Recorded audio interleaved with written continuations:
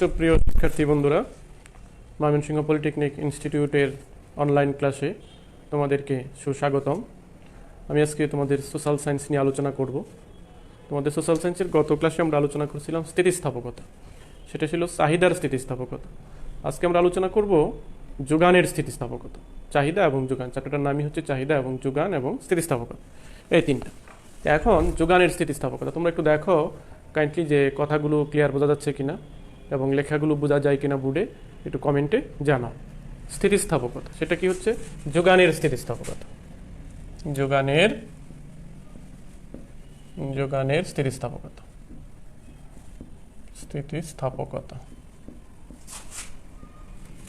যোগানের স্থিতিস্থাপকতা।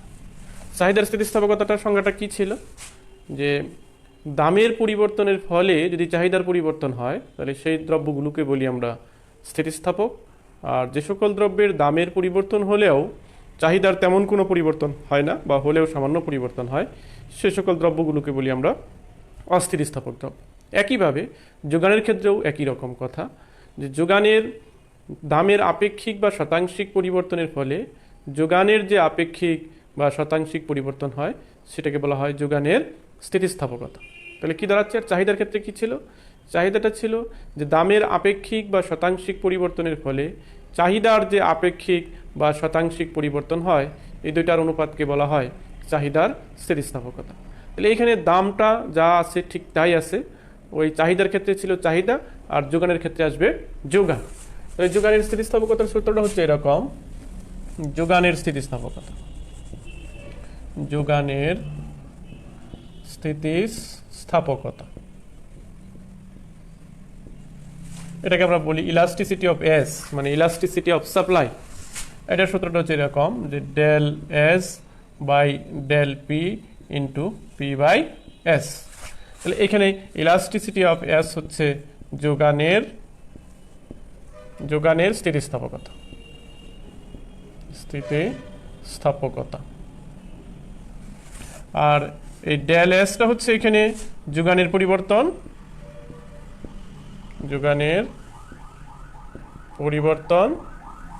আর ডেল পিটা হচ্ছে এখানে দামের পরিবর্তন।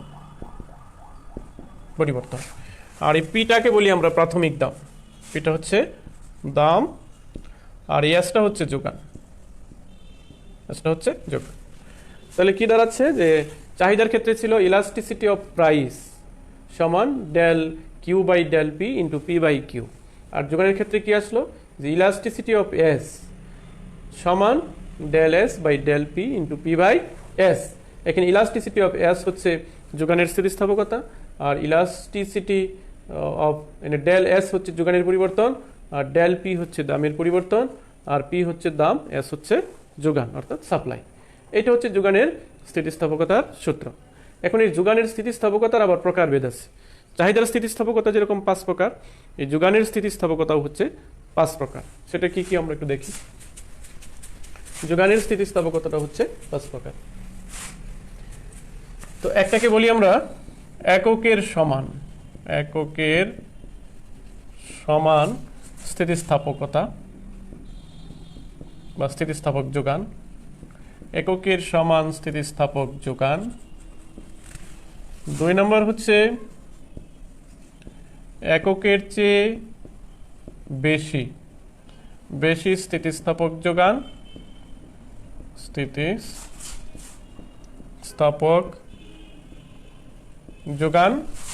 3 নম্বর হচ্ছে এককের চেয়ে কম স্থিতিস্থাপক যোগান। 4 নম্বর হচ্ছে শূন্য বা সম্পূর্ণ অস্থিতিস্থাপক যোগান।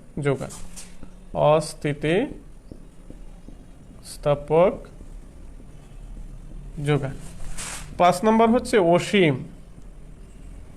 অসীম বা এটাকে বলি আমরা সম্পূর্ণ স্থিতিস্থাপক যোগান।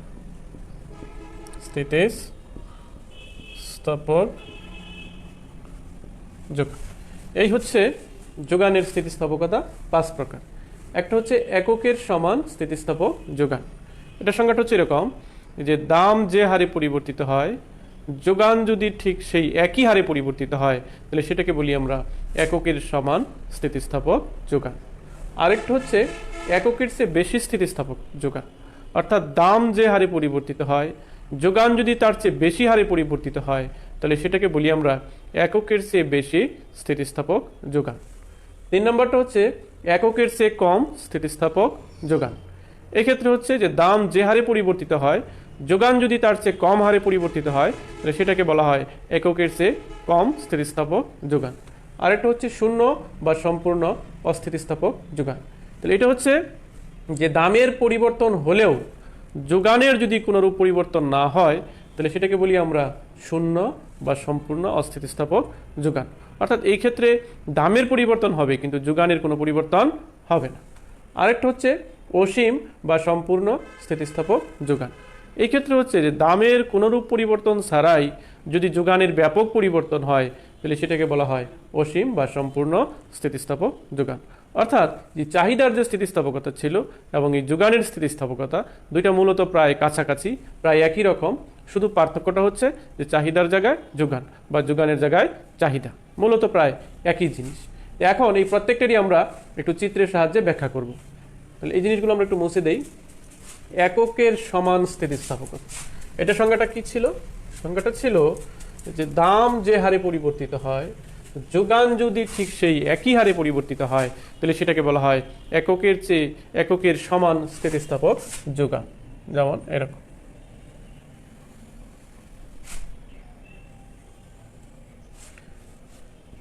এদিকে আমরা এস দিই। এস এস হচ্ছে যোগান, আর এই পিটা হচ্ছে এখানে প্রাইস, দাম। আমরা জানি যোগান রেখা সবসময় কি হয়? ঊর্ধ্বগামী হয়। কারণ হচ্ছে যে দামের সাথে যোগানের সম্পর্কটা হচ্ছে সমমুখী, অর্থাৎ দাম বাড়লে যোগান বাড়ে, দাম কমলে যোগান কমে, যার ফলশ্রুতিতে যোগান রেখাটা কি হয়? ঊর্ধ্বগামী হয়। এটা আমরা বিগত ক্লাসেও আলোচনা করছি। আর চাহিদা রেখা হয় কি? নিম্নগামী। কারণ হচ্ছে দামের সাথে চাহিদার সম্পর্কটা হচ্ছে বিপরীতমুখী, অর্থাৎ দাম বাড়লে চাহিদা কমে, দাম কমলে চাহিদা বাড়ে। আর যোগানের ক্ষেত্রে সম্পর্কটা হচ্ছে সমমুখী, একটা বাড়লে আরেকটা বাড়ে, যার জন্য যোগান রেখাটা হয় ঊর্ধ্বগামী। তো এবার আমরা এটা নিলাম, এটাকে দিলাম আমরা P1, এটাকে দিলাম S1, এই বিন্দুটার নাম দিলাম এ বিন্দু। আবার এবার দাম বাড়লো, দাম বাড়লে কি হয় আমরা জানি? যোগান বাড়ে। তো দাম বাইরে হলো P2, যোগান বাইরে হলো S2, এই বিন্দুটার নাম দিলাম বি বিন্দু। তাহলে কি দাঁড়াচ্ছে যে এই এস এস ঊর্ধ্বগামী যোগান রেখায় দাম যখন ও P1, তখন যোগানের পরিমাণ হচ্ছে ও S1, যা এ বিন্দু দ্বারা প্রকাশ করা হয়। দাম বৃদ্ধি পেয়ে ও P2 হলে যোগানের পরিমাণ বৃদ্ধি পেয়ে ও S2 হয়, যা বি বিন্দু দ্বারা প্রকাশ করা হয়। তাহলে এখানে দামের পরিবর্তন হয়েছে কতটুকু? P1 থেকে P2, অর্থাৎ এই P1 থেকে P2 পরিমাণ দাম বাড়ছে। প্রাথমিক দাম ছিল ও থেকে P1, আর বৃদ্ধি পেয়ে হয়েছে ও থেকে P2। তাহলে কতটুকু দাম বাড়ছে? P1 থেকে P2। ফলশ্রুতিতে যোগান বাড়ছে কতটুকু? যোগান বাড়ছে এইটুকু, যে প্রাথমিক যোগান ছিল ও থেকে S1, বৃদ্ধি পেয়ে হয়েছে ও থেকে S2। কতটুকু বাড়ছে? S1 থেকে S2। তাহলে এইটুকু হচ্ছে ডেল পি, এইটুকু বলতে পারি আমরা ডেল পি, আর এইটুকু হচ্ছে ডেল এস। তাহলে আমাদের সূত্রটা কি ছিল? ইলাস্টিসিটি অফ এস সমান যে del S by del P into P by S.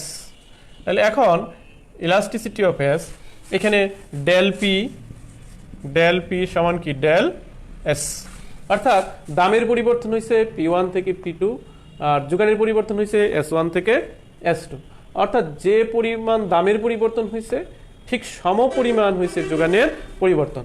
অর্থাৎ এইখান থেকে এইটুকুর দূরত্ব আর এখান থেকে এইটুকুর দূরত্ব কি পরস্পর সমান। এখন সমানকে সমান দ্বারা যদি কোনো সংখ্যাকে ভাগ করা হয়, তাহলে তার ভাগফল কত হয়? একক, মানে 1। অর্থাৎ সেটা যে সংখ্যাই হোক, ছোট সংখ্যা হোক আর বড় সংখ্যাই হোক, সমান সংখ্যাকে সমান সংখ্যা দিয়ে ভাগ করলে তার ফল হয় কত? 1। তাহলে এখানেও তাই আসছে যে এইখানে যদি একটা মান থাকে, একে সাপোজ ধরে নিই এখানে যদি 5, এখানে যদি 5 হয়, তাহলে ভাগ করলে কি হবে? 1 হবে। আর এগুলো হচ্ছে প্রাথমিক দাম। তাহলে সেই ক্ষেত্রে এটার মান কত আসবে? এককের সমান। তাহলে এটার ইলাস্টিসিটি অফ এস হচ্ছে 1। তাহলে এটার স্থিতিস্থাপকতাটা হচ্ছে এককের সমান। কেন? সংজ্ঞাটাও আমাদের এরকমই ছিল যে দাম যে হারে পরিবর্তিত হয়, চাহিদা যদি ঠিক সেই একই হারে যোগান যদি ঠিক সেই একই হারে পরিবর্তিত হয়, তাহলে সেটাকে বলা হয় এককের সমান স্থিতিস্থাপক যোগান। তাহলে এখানে দামেরও পরিবর্তন যতটুকু হয়েছে, যোগানের পরিবর্তনও ঠিক ততটুকুই হয়েছে, যার জন্য এটার ইলাস্টিসিটি অফ এস হচ্ছে এককের সমান। তাহলে আমরা জানলাম এককের সমান স্থিতিস্থাপক যোগান। এবার আমরা জানবো এককের চেয়ে বেশি স্থিতিস্থাপক যোগান। এককের চেয়ে বেশি স্থিতিস্থাপক যোগান, এটা আমরা একটু মুছে দিই। এবার হচ্ছে এককের চেয়ে বেশি বেশি স্থিতিস্থাপক যোগান। এককের চেয়ে বেশি স্থিতিস্থাপক যোগান। তাহলে এটা সংজ্ঞাটা হচ্ছে যে দাম যে হারে পরিবর্তিত হয়, যোগান যদি তার চেয়ে বেশি হারে পরিবর্তিত হয়, তাহলে সেটাকে বলি আমরা এককের চেয়ে বেশি স্থিতিস্থাপক যোগান। এটার চিত্রটা হচ্ছে এরকম।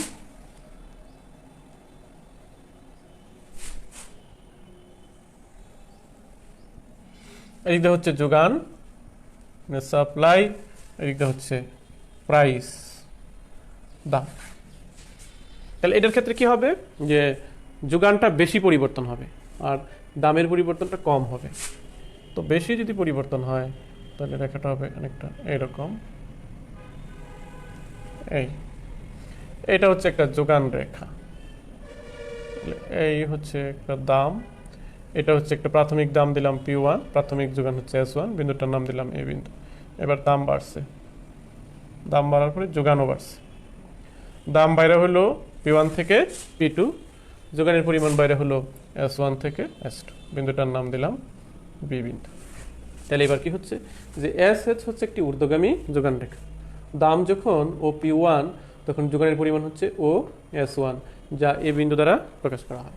দাম বৃদ্ধি পেয়ে ও P2 হলে যোগানের পরিমাণ বৃদ্ধি পেয়ে ও S2 হয়, যা বি বিন্দু দ্বারা প্রকাশ করা হয়।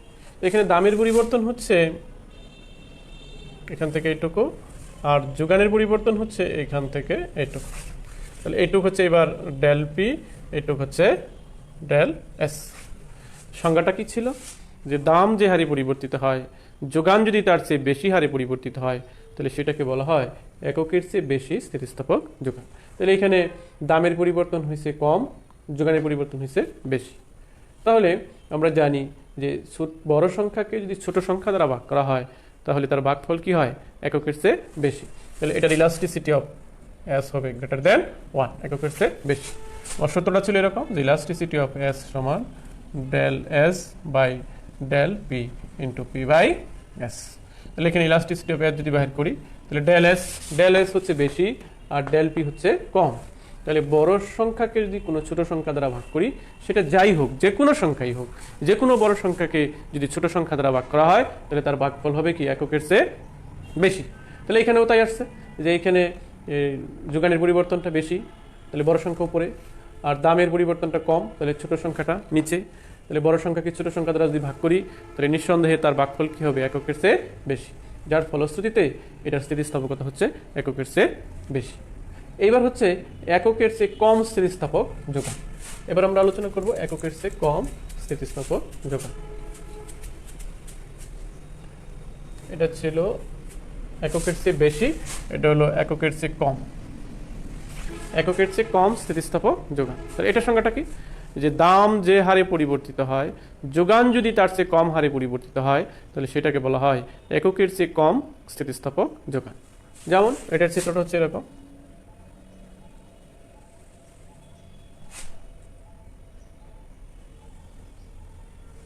জিরো এস, এদিকটা হচ্ছে যোগান, এদিকটা হচ্ছে প্রাইস, দাম। এটা হচ্ছে একটা যোগান রেখা,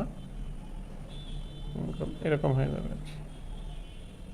যোগান রেখাটা একটু বেশি খাড়া হবে। তো এই হচ্ছে এস এস একটা যোগান রেখা। যেটা দাম নিলাম এটা, এই একটা দাম নিলাম এটা, এই বিন্দুটার নাম দিলাম P1, এটার নাম দিলাম S1, এটার নাম দিলাম P2, এটার নাম দিলাম S2, এই বিন্দুটার নাম দিলাম A বিন্দু, এই বিন্দুটার নাম দিলাম B বিন্দু। চিত্রে এস এস হচ্ছে একটি ঊর্ধ্বগামী যোগান রেখা। দাম যখন OP1 তখন যোগানের পরিমাণ হচ্ছে OS1, যা এ বিন্দু দ্বারা প্রকাশ করা হয়। দাম বৃদ্ধি পেয়ে OP2 হলে যোগানের পরিমাণ বৃদ্ধি পেয়ে OS2 হয়, যা বি বিন্দু দ্বারা প্রকাশ করা হয়।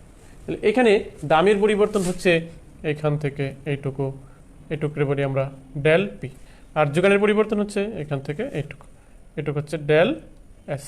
তাহলে এটার ইলাস্টিসিটি অফ এস হবে লেস দেন 1, মানে এককের চেয়ে কম, কারণ এখানে দামের পরিবর্তনটা বেশি হয়েছে, যোগানের পরিবর্তনটা কম হয়েছে। আমরা জানি যে সংজ্ঞাটাও তাই ছিল যে দাম যে হারে পরিবর্তিত হয়, যোগান যদি তার চেয়ে কম হারে পরিবর্তিত হয়, তাহলে সেটাকে বলা হয় এককের চেয়ে কম স্থিতিস্থাপক যোগান। কারণ সূত্রটা আমার কি ছিল? সূত্রটা ছিল এরকম যে ইলাস্টিসিটি অফ এস সমান del S by del P into P by Q বা পি বাই এস, যোগানটাকে এস দ্বারা প্রকাশ করা হয়েছে। তাহলে এখানে সেই একই কথা যে বড় সংখ্যাকে যে কোনো ছোট সংখ্যা, এখানে আগেটা ছিল এককের চেয়ে বেশি, তাহলে এটা এককের চেয়ে কম, তাহলে ইলাস্টিসিটি অফ এস হচ্ছে কম ছোট সংখ্যা, আর ইলাস্টিসিটি অফ প্রাইস মানে ডেল পিটা হচ্ছে বড়, আর ডেল এসটা হচ্ছে ছোট। তাহলে যে কোনো ছোট সংখ্যাকে যদি বড় সংখ্যা দ্বারা ভাগ করা হয়, তাহলে তার ভাগফল নিঃসন্দেহে কী হবে? এককের চেয়ে কম হবে। সংখ্যাটা যাই হোক, যে কোনো ছোট সংখ্যাকে যদি বড় সংখ্যা দ্বারা ভাগ করি, তাহলে তার ভাগফল হবে কি? এককের চেয়ে কম। তাহলে এখানে আপনাদের S1 S2 মানে যোগানের পরিবর্তন কম, আর ডেল পি মানে কি? দামের পরিবর্তন বেশি। তাহলে দাঁড়াচ্ছে যে যোগানের পরিবর্তন কম, দামের পরিবর্তন বেশি, তাহলে ছোট সংখ্যাকে বড় সংখ্যা দ্বারা ভাগ করা হলো, ভাগফল কি আসলো? এককের চেয়ে কম। ফলশ্রুতিতে এটার ইলাস্টিসিটি অফ এস হচ্ছে এককের চেয়ে কম। তাহলে এককের চেয়ে কম জানলাম। এইবার হচ্ছে আমাদের একটা শূন্য স্থিতিস্থাপক যোগান। শূন্য স্থিতিস্থাপক যোগান, শূন্য স্থিতিস্থাপক যোগান। শূন্য স্থিতিস্থাপক যোগান, শূন্য স্থিতিস্থাপক যোগান হচ্ছে যে এখানে দামের পরিবর্তন হলেও যদি যোগানের কোনো পরিবর্তন না হয়, তাহলে সেটাকে বলি আমরা শূন্য স্থিতিস্থাপক যোগান। সেটার চিত্রটা হচ্ছে এরকম,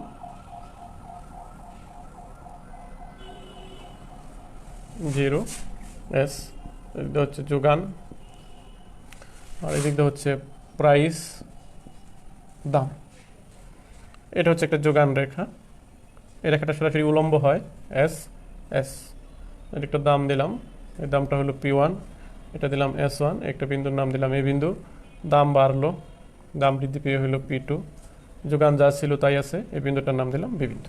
তাহলে এই এস এস হচ্ছে একটা যোগান রেখা। এই যোগান রেখায় দাম যখন OP1 তখন যোগান হচ্ছে এই OS পরিমাণ। এবার দাম বাড়লো, বৃদ্ধি পেয়ে ও থেকে P2 হলো, কিন্তু যোগানের কোনো পরিবর্তন হলো না, অর্থাৎ দামের পরিবর্তন হয়েছে কিন্তু যোগানের পরিবর্তন কি? শূন্য। তাহলে এখানে হচ্ছে P1 P2, এটুকু হচ্ছে দামের পরিবর্তন, আর এখানে যদি ডেল এস বিবেচনা করি তাহলে ডেল এস হচ্ছে 0। তাহলে সূত্রটা কি ছিল আমার? যে ইলাস্টিসিটি অফ এস সমান যে del S by del P into P by S. তাহলে ডেল এস যদি হয়, আমরা জানি যে ডেল এস এর মান কি? 0। 0কে যদি কোনো কিছু দ্বারা ভাগ করি তাহলে তার মান হবে কি? 0। তাহলে এটা ইলাস্টিসিটি অফ এস হচ্ছে 0, শূন্য। এই জন্যই এটাকে বলা হয় শূন্য স্থিতিস্থাপক যোগান, অর্থাৎ দামের পরিবর্তন হবে কিন্তু যোগানের কোনো পরিবর্তন হবে না। এটা হচ্ছে শূন্য স্থিতিস্থাপক যোগান। তাহলে আরেকটা যোগান আছে, সেটাকে বলি আমরা অসীম স্থিতিস্থাপক যোগান।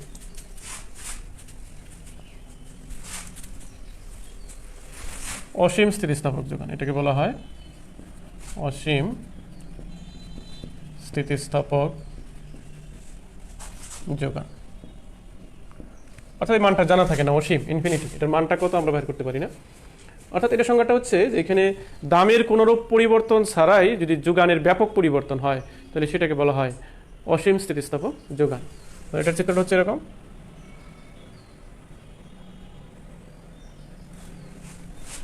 জিরো, এদিকটা হচ্ছে এস যোগান, আর এদিকটা হচ্ছে প্রাইস দাম।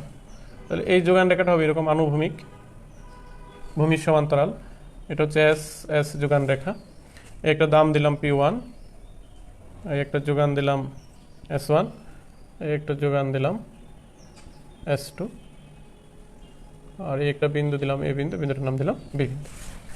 তাহলে এখানে কি দাঁড়াচ্ছে যে এই এস এস হচ্ছে একটা আনুভূমিক যোগান রেখা, এটার দাম যখন OP1 তখন যোগানের পরিমাণ হচ্ছে OS1, যা এ বিন্দু দ্বারা প্রকাশ করা হয়। দাম যা ছিল তাই আছে, অর্থাৎ দামের কোনো পরিবর্তন হয় নাই, যোগান বৃদ্ধি পেয়ে হয়েছে ও S2 যা বি বিন্দু দ্বারা প্রকাশ করা হয়। তাহলে কি দাঁড়াচ্ছে এখানে, যে এখানে ডেল পি হচ্ছে 0 আর ডেল এস হচ্ছে এখান থেকে এইটুকু। তাহলে ডেল এস এর পরিবর্তন হয়েছে কিন্তু ডেল পি এর কোনো পরিবর্তন হয় নাই। তাহলে এখন যদি আমরা সূত্রে মানটা বসাই, যে ইলাস্টিসিটি অফ এস সমান কি ছিল, যে del S by del P into P by S, তাহলে কি দাঁড়াচ্ছে ইলাস্টিসিটি অফ এস। তাহলে এখানে ডেল এস এর মান কি আসছে, ডেল এস এর একটা পজিটিভ মান আসছে, যাই আসুক, যেহেতু আমরা ফিগারের মানটা স্পেসিফিক ধরি নাই, এটার একটা ধনাত্মক মান আসছে, কিন্তু ডেল পি এর কি কোনো পরিবর্তন হয় নাই, অর্থাৎ ডেল পি হচ্ছে 0 আর ডেল এস এর যে কোনো একটা মান এখানে আছে।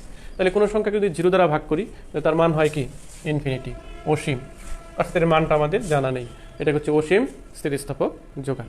এটা বাস্তবে যদি আমরা বলি যে কোন কোন ক্ষেত্রে হতে পারে, অনেক ক্ষেত্রেই হতে পারে, অনেক কারণে দ্রব্যের যোগানটা অটোমেটিকলি বেড়ে যায়, সেটা আসলে কারণ নির্ধারণ করা যায় না। হতে পারে অনুকূল পরিবেশ যদি থাকে তাহলে দেখা যায় যে যা ফলন আশা করা হয় উৎপাদন তার চেয়ে অনেক গুণ বেড়ে যায়, অথবা যদি প্রযুক্তিগত পরিবর্তন আসে তাহলে সেই ক্ষেত্রেও কিন্তু যোগানের যা আশা করি তার চেয়ে অনেক বেড়ে যায়। প্রকৃতি যদি অনুকূলে থাকে সেই ক্ষেত্রেও কিন্তু এরকম ঘটনা ঘটতে পারে যে যা আশা করা হয় যোগান তার চেয়ে অনেক বেশি হয়ে যায়। এই সকল ক্ষেত্রে যোগানের স্থিতিস্থাপকতাটা হচ্ছে অসীম, এটাকে বলা হয় অসীম স্থিতিস্থাপক যোগান, বা এটাকে আমরা বলি সম্পূর্ণ স্থিতিস্থাপক যোগান। তাহলে যোগানের স্থিতিস্থাপকতা আমাদের এই 5 প্রকারের ছিল, চাহিদার স্থিতিস্থাপকতাটাও আমাদের 5 প্রকারেরই ছিল। এই দুটো জিনিস মূলত একই, চাহিদার স্থিতিস্থাপকতা এবং যোগানের স্থিতিস্থাপকতা, শুধু একটু একটু পার্থক্য, যে সংজ্ঞাগত চাহিদার জায়গায় আসে যোগান, আর চিত্রগতর ক্ষেত্রে যদি বলি চাহিদা রাখা হয় নিম্নগামী আর যোগান রাখা হয় ঊর্ধ্বগামী। সূত্রগুলো সেম, শুধু চাহিদার ক্ষেত্রে হয় del Q by del P, যোগানের ক্ষেত্রে হয় del S by del P, আর বাকি যা আছে মোটামুটি সবগুলোই কাছাকাছি। তো আজকে এই পর্যন্তই থাকবে। তোমাদের যদি ক্লাসে কোনো সমস্যা হয় বুঝতে, কোনো চিত্রে বা কোনো সংজ্ঞায়, তাহলে কমেন্টে জানাবে, পরবর্তী ক্লাসে আমি সেটা পুনরায় আলোচনা করার চেষ্টা করব। তো তোমরা ভালো থাকো, সুস্থ থাকো, এবং বাসায় আজকে যা আলোচনা করলাম বাসায় বই খুলে একটু দেখবা, যাতে কোনো সমস্যা ক্রিয়েট হলে পরবর্তী ক্লাসে আমি সেই বিষয়গুলো আলোচনা করব। তোমরা অবশ্যই কমেন্টে লিখে জানাবে। তাহলে এ পর্যন্তই থাকুক, তোমরা ভালো থাকো, সুস্থ থাকো, ধন্যবাদ সবাইকে।